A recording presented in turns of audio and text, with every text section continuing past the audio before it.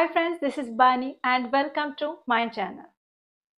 বন্ধুরা, আজকে আমি তোমাদের জন্য কিছু অ্যাডভান্সড ইডিয়মস নিয়ে এসেছি। দেখো, এই ইডিয়মগুলো তোমরা যারা ইংরেজি শিখছো বা ইংরেজিতে কথা বলতে চাও তাদের জন্য প্রচন্ড ইম্পর্ট্যান্ট। আর স্মার্ট ইডিয়মগুলোকে নিজেদের কনভারসেশনে ব্যবহার করে নিজেদের কনভারসেশনটাকে আরো বেশি অ্যাডভান্সড করে তুলতে পারো। তো প্রত্যেকটা ইডিয়মকে খুব ভালো করে বোঝার চেষ্টা করো।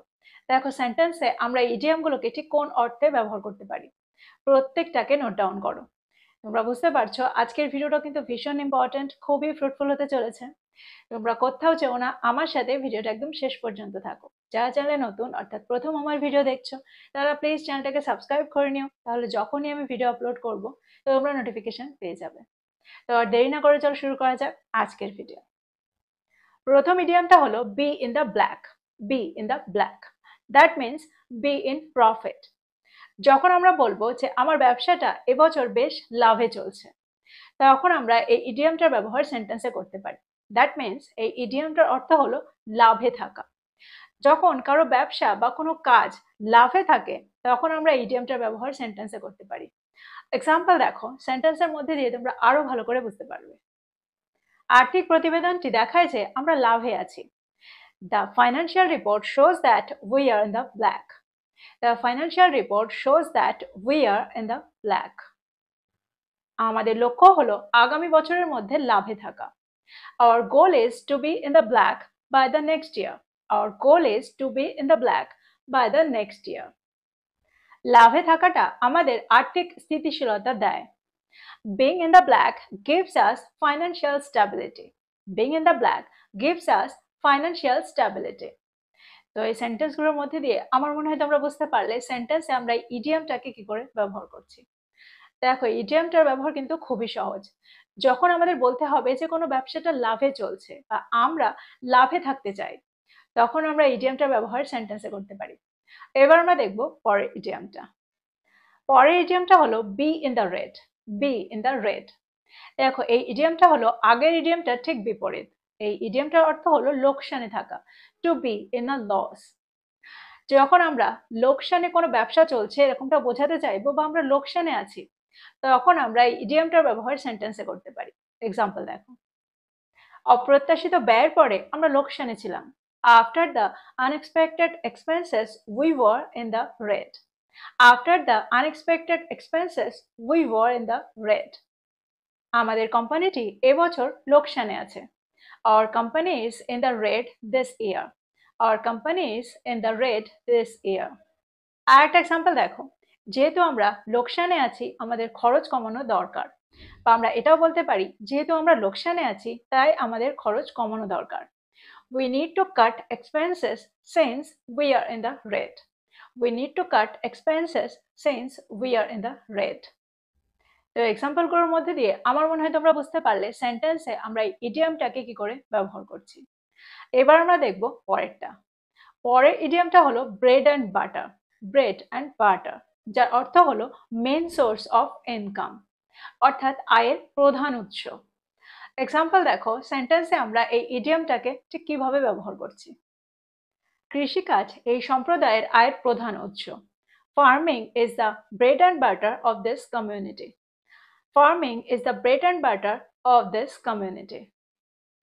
যদি আমি বলি তার আয়ের প্রধান উৎস হলো graphic design, his bread and butter is graphic design. His bread and butter is graphic design. That means his main source of income is graphic design. তো তোমরা বুঝতে পারছো সেন্টেন্সে আমরা ইডিয়মটাকে ঠিক কোন অর্থে ব্যবহার করছি। আরো একটা এক্সাম্পল দেখো, যদি আমি বলি শিক্ষকতায় তার আয়ের প্রধান উৎস। Teaching is her bread and butter. Teaching is her bread and butter. That means teaching is her main source of income. তো তোমরা বুঝতে পারছো এই ইডিয়মটার ব্যবহার কতটা সহজ। চলো দেখি পরেরটা। পরের ইডিয়মটা হলো bell the cat. Bell the cat. দেখো, দুষ্টু বা অচেনা কোনো বিড়ালের গলায় ঘন্টা পরানোটা কিন্তু বেশ অসাধ্য একটা কাজ, আর এটাই হলো এই ইডিয়মটার অর্থ। এই ইডিয়মটার অর্থ হলো অসাধ্য কাজ। কোনো রিস্কি টাস্ক বা ইম্পসিবল টাস্ক বোঝাতে আমরা ইডিয়মটার ব্যবহার সেন্টেন্সে করতে পারি। এক্সাম্পল দেখো, সেন্টেন্সের মধ্যে দিয়ে আমরা ইডিয়মটাকে ঠিক কি করে ব্যবহার করছি, অর্থাৎ একটা সেন্টেন্সে ইডিয়মটাকে আমরা ঠিক কিভাবে ব্যবহার করতে পারি। ঝুঁকিটা কে নেবে আর তাকে ভুলটা সম্পর্কে বলবে? Who will bail the cat and tell him about the mistake? Who will bail the cat and tell him about the mistake? তিনি বৈঠকে অসাধ্য কাজটি করার উদ্যোগ নিয়েছিলেন। She took the initiative to bail the cat in the meeting. She took the initiative to bail the cat in the meeting. আরেকটা example দেখো, তিনি অনিচ্ছাকৃতভাবে এই ঝুঁকিপূর্ণ কাজটি বা অসাধ্য কাজটি করতে রাজি হয়েছিলেন। He reluctantly agreed to bail the cat. He reluctantly agreed to bail the cat. তো আমার মনে হয় এই সেন্টেন্সগুলোর মধ্যে দিয়ে তোমরা বুঝতে পারছো সেন্টেন্সে আমরা এই ইডিয়ামটাকে ঠিক কি অর্থে ব্যবহার করছি। আমার মনে হয় এই ইডিয়ামটা ব্যবহার করা তোমাদের জন্য খুব সহজ মনে হবে। এটাকে নোট ডাউন করো আর এটা দিয়ে সেন্টেন্স তৈরি করো। চলো দেখি পরেরটা। পরের ইডিয়ামটা হলো blessing in disguise. Blessing in disguise. দেখো ইডিয়ামটার অর্থ হলো লুকিয়ে থাকা বরদান বা লুকিয়ে থাকা আশীর্বাদ। দেখো ইডিয়ামটার ব্যবহার আমরা তখন করতে পারি যখন কোনো কাজ শুরুতে দেখে মনে হয়, প্রথমে দেখে মনে হয় যে কাজটি সত্যি খুব খারাপ হয়েছে, এই ঘটনাটি সত্যি একটা খারাপ ঘটনা, কিন্তু তারপরে এই ঘটনা থেকে আমরা বা এই কাজটা থেকে আমরা কোনো সুফল পাই, কোনো আশীর্বাদ মনে হয়। তো এটাকেই আমরা বলতে পারি যে খারাপের মধ্যে খুব ভালো একটা আশীর্বাদ লুকিয়েছিল। তো এই অর্থে আমরা সেন্টেন্সে এই ইডিয়ামটা ব্যবহার করতে পারি। এক্সাম্পল দেখো, যদি আমি বলি ওই চাকরি হারানোটা একটা লুকিয়ে থাকা আশীর্বাদ ছিল। Losing that job was a blessing in disguise. Losing that job was a blessing in disguise.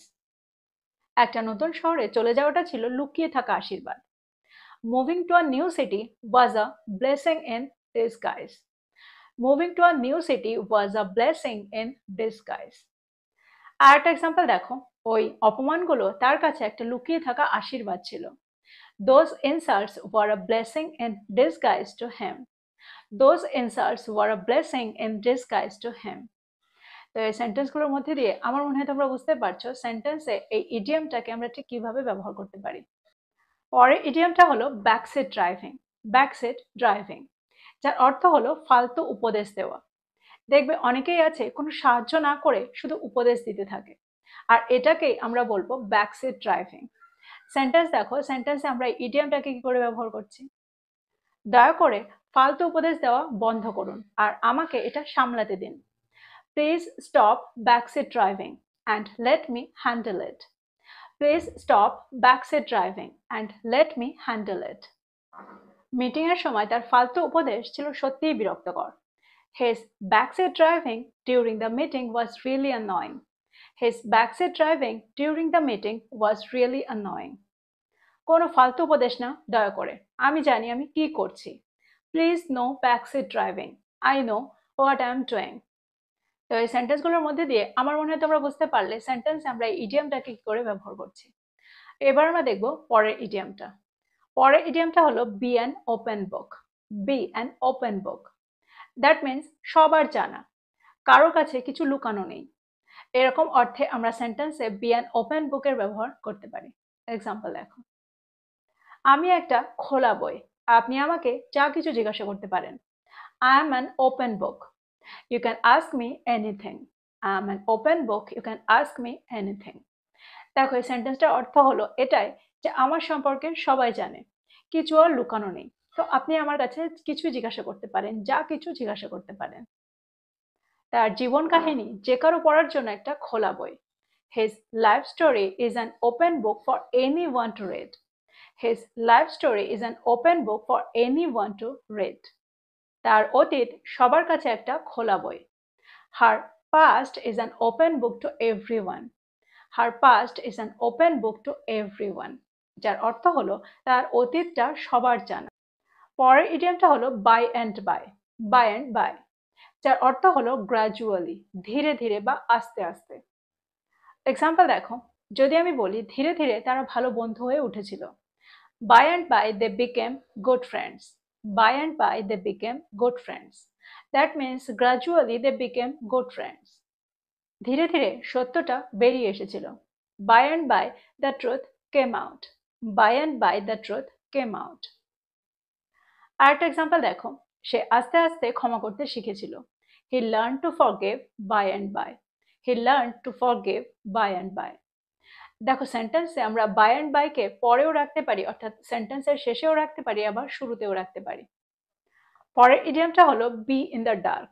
Be in the dark, that means কোনো ব্যাপারে অজ্ঞাত হওয়া, কোনো ব্যাপারে না জানা। এক্সাম্পল দেখো, সেন্টেন্সে আমরা এই ইডিয়ামটাকে ঠিক কি করে ব্যবহার করতে পারি। সারপ্রাইজ পার্টিটার সম্পর্কে সে অজ্ঞাত ছিল। She was in the dark about the surprise party. She was in the dark about the surprise party. বৈঠকের সময় সম্পর্কে আমি অজ্ঞাত ছিলাম। I was in the dark regarding the meeting time. I was in the dark regarding the meeting time. তার পরিকল্পনাগুলো সম্পর্কে সে তাকে অজ্ঞাত রেখেছিল, অর্থাৎ সে তাকে বলেনি। He kept her in the dark about his plans. He kept her in the dark about his plans. পরের ইডিয়ামটা হলো the ball is in your court. That means এবার তোমার পালা। যখন আমরা বলবো যে আমারটুকু তো হয়ে গেছে বা আমার কাজটা আমি করে ফেলেছি, এবার তোমার পালা, তখন আমরা সেন্টেন্সে the ball is in your court এই ইডিয়ামটার ব্যবহার করতে পারি। এক্সাম্পল দেখো, যদি আমি বলি আমি আমার অংশটুকু শেষ করে ফেলেছি, এবার আপনার পালা বা এখন আপনার পালা। I have done my part. Now the ball is in your court. I have done my part. Now the ball is in your court. তিনি অনুরোধটা পাঠিয়ে দিয়েছেন, তাই এবার আপনার পালা। অর্থাৎ আপনি এই রিকোয়েস্টটাকে অ্যাকসেপ্ট করবেন কিনা সেটা আপনার ব্যাপার, এবার এটা আপনার পালা। He has sent the request, so the ball is in your court. He has sent the request, so the ball is in your court. পরের ইডিয়ামটা হলো বিটরেড। বিটরেড, দেখো অনেকেই রেগে গেলে মুখ লাল হয়ে যায়, অনেকেরই রেগে গেলে মুখ লাল হয়ে যায়, বা দৌড়ানোর সময় মুখ লাল হয়ে যায়। যখন আমরা লজ্জায় বা রাগে বা কষ্টে আমাদের মুখটাকে লাল করে ফেলি, তখন আমরা এই ইডিয়ামটার ব্যবহার সেন্টেন্সে করতে পারি। অর্থাৎ কারোর মুখ যদি তোমরা এরকম লাল হতে দেখো রেগে গিয়ে বা লজ্জায় বা কষ্টে, তখন তোমরা এই ইডিয়ামটার ব্যবহার সেন্টেন্সে করতে পারো। এক্সাম্পল দেখো, সে তার লাইনগুলো ভুলে গিয়ে লাল হয়ে গিয়েছিল। She turned bit red when she forgot her lines. She turned bit red when she forgot her lines. তর্কের সময় তার মুখ লাল হয়ে গিয়েছিল। His face turned bit red during the argument. His face turned bit red during the argument. দৌড়ানোর কারণে তার মুখ লাল হয়ে গিয়েছিল। Her face was bit red from running. Her face was bit red from running. তো তোমরা বুঝতে পারছো সেন্টেন্সে এই ইডিয়ামটাকে কত সহজেই ব্যবহার করা যায়। পরের ইডিয়ামটা হলো bed of thorns. Bed of thorns, that means very difficult, full of difficulties, খুব কঠিন। যখন কোনো কিছু খুব কঠিন মনে হবে বা কোনো কাজ করার পরে এরকমটা মনে হবে যে কাজটা আমার জন্য প্রচন্ড কঠিন হয়ে গেছে, তখন আমরা এই ইডিয়ামটার ব্যবহার সেন্টেন্সে করতে পারি, বেড অফ থর্নসের ব্যবহার সেন্টেন্সে করতে পারি। এই প্রকল্পটি পরিচালনা করাটা ছিল খুব কঠিন।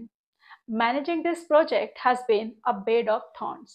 Managing this project has been a bed of thorns, যার অর্থ হলো প্রথম থেকেই এই প্রকল্পটি পরিচালনা করাটা ছিল খুবই কঠিন, ভেরি ডিফিকাল্ট। তার বিদেশে যাওয়ার সিদ্ধান্তটা ছিল খুবই কঠিন। Her decision to move abroad was a bed of thorns. Her decision to move abroad was a bed of thorns. তো এই সেন্টেন্সগুলোর মধ্যে দিয়ে আমার মনে হয় তোমরা বুঝতে পারছো এই ইডিয়ামটাকে সেন্টেন্সে কত সহজেই ব্যবহার করতে পারি। তো এই ছিল কিছু ইডিয়ামস। দেখো প্রত্যেকটা ইডিয়াম কিন্তু খুবই ইম্পর্টেন্ট, খুবই ইউজফুল। প্রত্যেকটা ইডিয়ামকে নোট ডাউন করো আর এই ইডিয়ামগুলো দিয়ে নতুন নতুন সেন্টেন্স তৈরি করো।